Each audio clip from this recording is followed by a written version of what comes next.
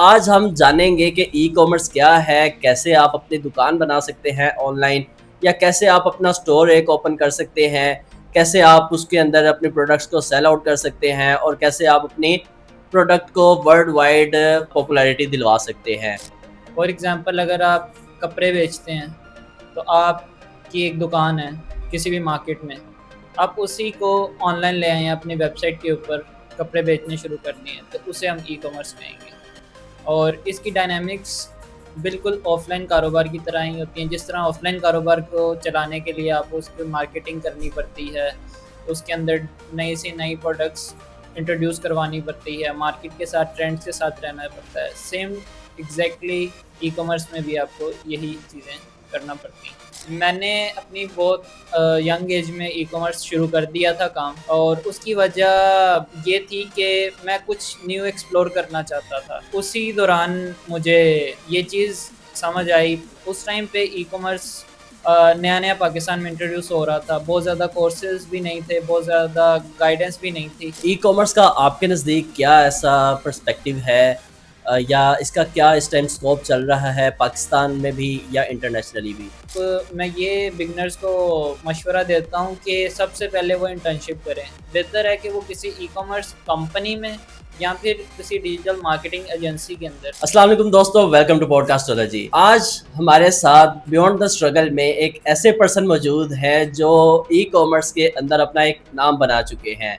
E commerce एक ऐसी field है जहां लोग फिजिकल दुनिया की बजाय ऑनलाइन दुनिया में, यानी एक ख्याली दुनिया के अंदर अपनी मुकाम बनाते हैं, अपनी दुकान बनाते हैं और अपनी दुकान की प्रोडक्ट्स को सेल करते हैं। जब हम एक फिजिकल दुकान की बात करते हैं, वो एक एरिया, एक सिटी, एक मुल्क की हद तक रह जाती है, जबकि अगर हम ऑनलाइन दुकान की बात करें तो ये वर्ल्ड वाइड जाती है। आज हम जानेंगे कि ई कॉमर्स क्या है, कैसे आप अपनी दुकान बना सकते हैं ऑनलाइन, या कैसे आप अपना स्टोर एक ओपन कर सकते हैं, कैसे आप उसके अंदर अपने प्रोडक्ट्स को सेल आउट कर सकते हैं और कैसे आप अपनी प्रोडक्ट को वर्ल्ड वाइड पॉपुलैरिटी दिलवा सकते हैं। ये सब बातें जानते हैं हम आज ई कॉमर्स एक्सपर्ट हमजा शराफत से। अस्सलाम वालेकुम हमजा भाई, कैसे आप? वालेकुम अस्सलाम, अल्लाह का करम। आप कैसे हैं साहब? अल्हम्दुलिल्लाह। First of all welcome to Podcastology. जज़ाकल्लाह खैर। कैसा लग रहा है आपको पॉडकास्टोलॉजी में ज्वाइन करके? मैं आपका बहुत मशहूर हूँ, आपने मुझे मदऊ किया यहाँ पर। Thank you so much. अच्छा हमजा भाई, मुझे सबसे पहले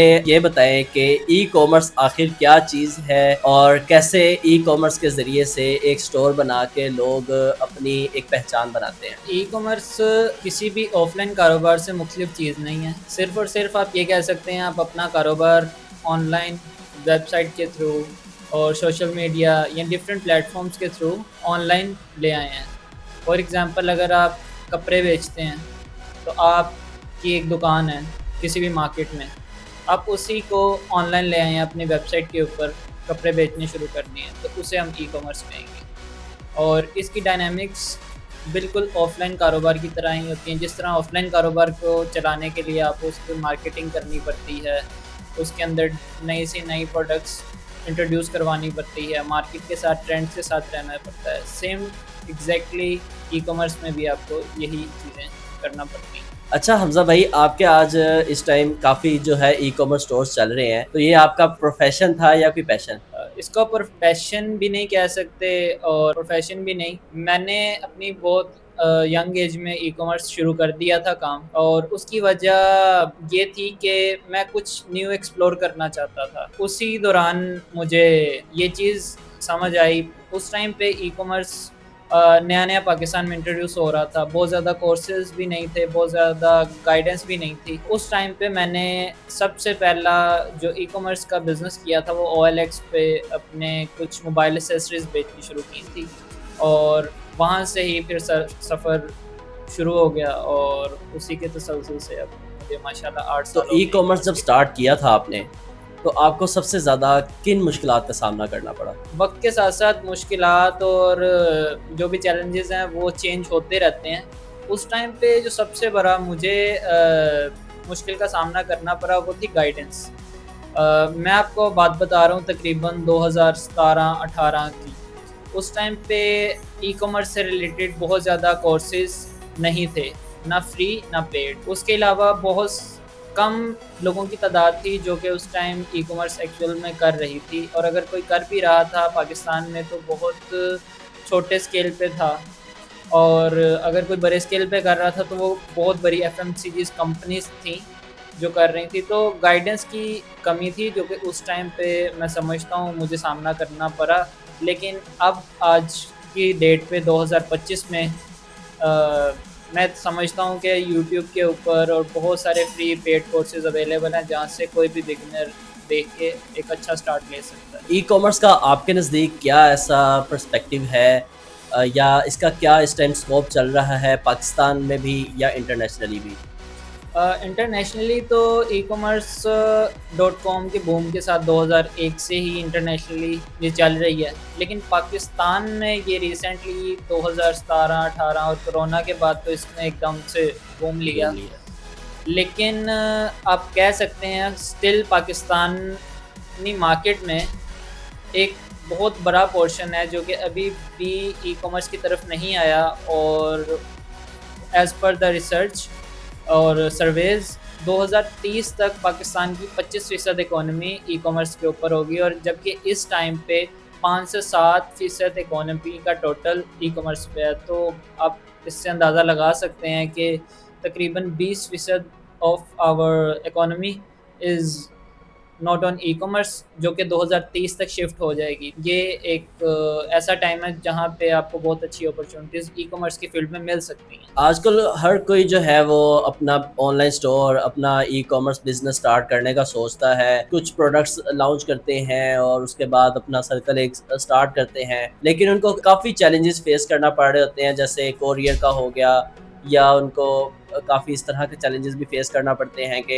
एड्स उनकी सही से प्रॉपर रन नहीं होती, बजट बहुत ज़्यादा लग जाता है, लेकिन लीड्स उनको ऑथेंटिक नहीं मिलती। इन सब चीज़ों का कैसे हल निकाला जाए? देखिए, अगर तो आप ई कॉमर्स शुरू कर रहे हैं और आपका बैकग्राउंड बिज़नेस का भी नहीं है, आप पहले ऑफलाइन भी बिज़नेस नहीं करते, उसके अलावा आप और भी कोई काम ई कॉमर्स से रिलेटेड या डिजिटल मार्केटिंग से रिलेटेड नहीं कर चुके अभी तक, और आप डायरेक्ट ई कॉमर्स स्टोर अपना बना रहे हैं, तो मैं इसके बहुत ज़्यादा हक में नहीं हूँ। उसकी वजह ये है कि ई कॉमर्स बिज़नेस जिस तरह से ऑफलाइन एक बिज़नेस आपको मुकम्मल तौर पर सीखना पड़ता है और उसके बाद आप कर सकते हैं, एक प्रॉपर दुकान बना सकते हैं, सेम ऑनलाइन ई कॉमर्स भी है। इसके लिए सबसे पहले तो मैं ये बिगनर्स को मशवरा देता हूँ कि सबसे पहले वो इंटर्नशिप करें। बेहतर है कि वो किसी ई कॉमर्स कंपनी में या फिर किसी डिजिटल मार्केटिंग एजेंसी के अंदर इंटर्नशिप कर लें। 6 से 8 माह, 10 माह, 1 साल की इंटर्नशिप करें, सीखें, वहाँ पे कनेक्शंस बनाएं।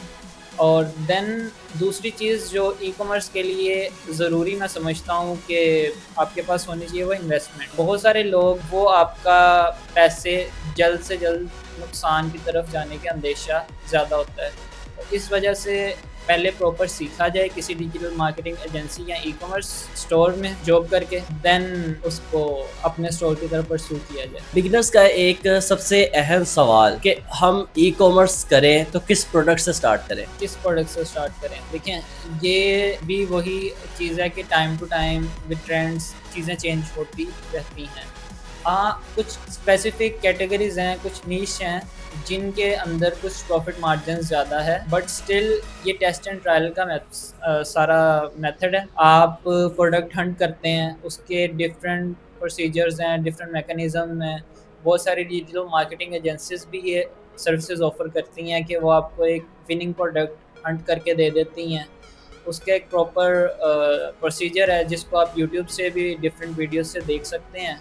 उसके अलावा सर्विस प्रोवाइडर भी ये काम करते हैं आपके लिए। आई बिलीव कि वहाँ से आपको बेहतर गाइडेंस इस हवाले से मिल सकती है, बट एक सिंगल प्रोडक्ट या सिंगल कैटेगरी नहीं जहाँ पे अगर आप सिर्फ वो प्रोडक्ट लॉन्च कर लें और आपकी ई कॉमर्स स्टोर चल जाएगा, ऐसा होता है सब वही लॉन्च करके बैठे। ई कॉमर्स के अंदर दो टाइप्स जो है वो बहुत ज़्यादा फेमस हैं, वायरल हैं, जिसे हम एक वाइट लेबल बिजनेस कहते हैं और एक प्राइवेट लेबल बिजनेस कहते हैं। तो इसमें क्या ऐसा डिफरेंस है? प्राइवेट लेबल क्या है और वाइट लेबल क्या है? हमारी ऑडियंस को या स्टूडेंट्स को इस बारे में थोड़ा सा गाइड कीजिएगा। वाइट लेबल और प्राइवेट लेबल में मेन डिफरेंस है, जैसे कि अगर आप किसी भी डिपार्टमेंटल स्टोर पर जाते हैं मैं अगर किसी ब्रांड का नाम यहाँ पे ले सकूँ, लाइक रहीम स्टोर है, अल फतेह है, तो आप डिपार्टमेंटल स्टोर पे जाते हैं और आपको यकीन है कि अल फतेह पे आप जाएंगे तो वहाँ पे एक XYZ आइटम आप परचेज़ करेंगे किसी और ब्रांड की, तो वो अच्छी ही मिलेगी, ऑथेंटिक ही मिलेगी, क्योंकि उनके स्टोर के अंदर जो भी चीज़ें प्रोक्योर होती हैं, जो भी चीज़ें वहाँ पे वो सेल करते हैं, वो एक नंबर होती हैं, अप टू द क्वालिटी होती हैं, अप टू द मार्क होती हैं। तो इस बिज़नेस को हम वाइट लेबल कहेंगे, जहाँ पे आप दूसरे ब्रांड्स की चीज़ें अपने स्टोर के ऊपर, अपने ऑनलाइन ई-कॉमर्स स्टोर के ऊपर बेच रहे हो। और इसके बरक्स प्राइवेट लेबल इज़ समथिंग कि आप अपना स्क्रैच से ब्रांड शुरू करते हैं। जैसे कि आप कोई भी अपना स्किन केयर ब्रांड शुरू कर लेते हैं अपने ट्रेडमार्क से, अपने नाम से। इसी तरह आप कोई भी अपना बैग या जूते या किसी भी चीज़ का अपना ब्रांड शुरू करते हैं, उसे प्राइवेट लेबल कहेंगे। और अगर आप बहुत सारे और ब्रांड्स उठा के अपने स्टोर्स पे बेचते हैं जो कि ऑलरेडी ब्रांड्स चल रहे हैं, उसे हम वाइट लेबल कहेंगे। आप क्या सजेस्ट करेंगे, इन्वेंट्री बेस्ड सिस्टम का बिजनेस किया जाए या ड्रॉप शिपिंग की जाए, किसमें ज़्यादा बेनिफिट है? ड्रॉप शिपिंग इज़ समथिंग जो कि मैं बिल्कुल भी रिकमेंड नहीं करता हूँ।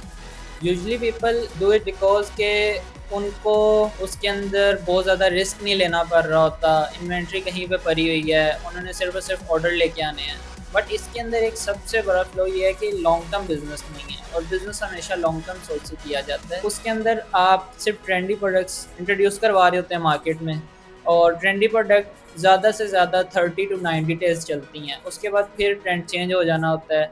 और जैसे कि अभी 2025 में तो ट्रेंड तकरीबन 15, 20, 30 दिनों के अंदर अंदर चेंज हो जाते हैं। इसके एक एग्जांपल आप फिजेट स्पिनर की है। फिजेट स्पिनर जब आया था बहुत चला था, लेकिन अब उसका पता भी नहीं कहाँ पे गया। बिल्कुल। तो इसी तरह ड्रॉप शिपिंग में ट्रेंडी प्रोडक्ट सिर्फ आप फंड कर रहे होते हैं और वो चल रही होती हैं। उसके अलावा जब एक प्रोडक्ट हर जगह पे अवेलेबल हो गई, हर दुकान के ऊपर वो पहुंच गई, फिर उसकी ड्रॉप शिपिंग नहीं आप कर सकते, क्योंकि अब वो हर किसी के पास है। तो जिसके पास पड़ी हुई है ऑलरेडी अपनी दुकान पे, वो उसके पास ऑर्डर आता है तो वो शिप कर सकता है 3 से 5 दिन के अंदर अंदर। जबकि आप ड्रॉप शिपिंग कर रहे हैं तो आपका सामान किसी और वेंडर के पास पड़ा हुआ है, वो शिप करते करते आपको 5 से 7 दिन ले जाएगा। तो ऑब्वियसली कस्टमर 3 से 5 दिन वाले बंदे के पास जाएगा जिसके पास माल पड़ा हुआ है इस टाइम।